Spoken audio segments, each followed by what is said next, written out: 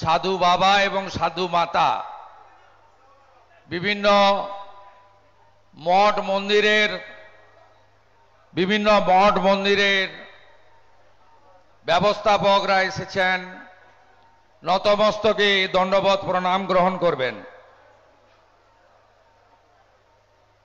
আমাদের মধ্যে উপবিষ্ট হয়েছেন চার ধামের এক ধাম পুরী ধামের মন্দির কমিটির প্রধান, যিনি চেয়ারম্যান সভাপতি, আমাদের ভবানী প্রসাদ দৈতাপতি মহারাজ। তাকে আমি আমাদের সকলের পক্ষ থেকে প্রণাম নিবেদন করি। জয় জয় পুরী ধাম কি, জয় জয় পুরী ধাম কি, জয় জয় পুরী ধাম কি। আমাদের ভারত সেবাশ্রম সংঘের আন্তর্জাতিক নেতৃত্ব, হিন্দুদের হৃদয়ের নয়নমণি, পদ্মশ্রী, পশ্চিমবঙ্গে সনাতনীদের বাঁচানোর জন্য যিনি ঝুঁকি নিয়ে কাজ করছেন, পূজ্যপাদ প্রদীপ্তানন্দ মহারাজ, কার্তিক মহারাজকে আমি দণ্ডবত প্রণাম জানাই।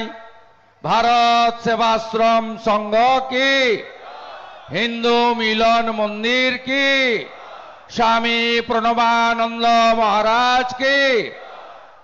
আমাদের আরেক মহারাজ হিরণময়ানন্দ মহারাজ কয়েকদিন আগে ঘাটালের মনসুকাতে, যার মাথার জটা পর্যন্ত এই বিধর্মী জিহাদিরা কেটেছিলেন, সেই মহারাজ সাহস নিয়ে জীবন মৃত্যুকে পায়ের ভিত্ত করে বাংলার এই জিহাদি সরকারের,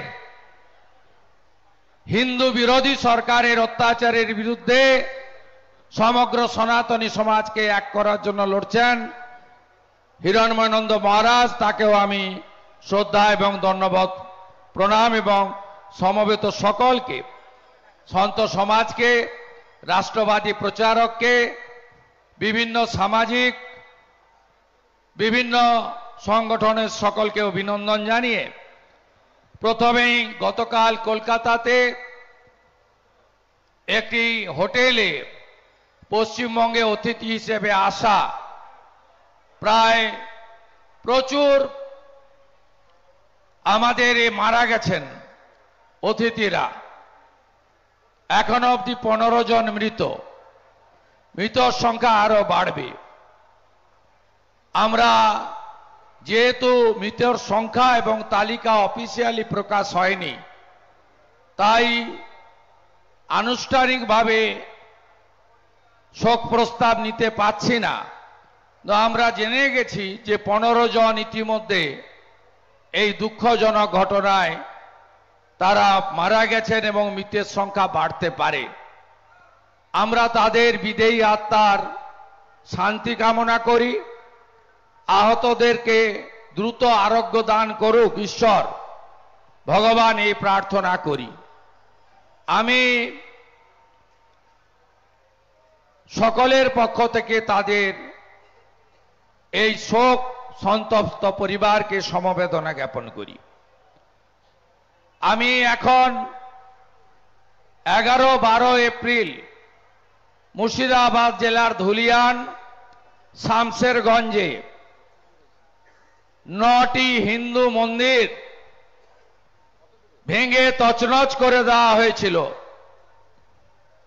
আমি ইতিমধ্যে পরিদর্শন করেছি। সরকারি দান তারা গ্রহণ করবেন না ঘোষণা করেছেন, কারণ হিন্দুদের মন্দির সরকারি টাকায় হয় না।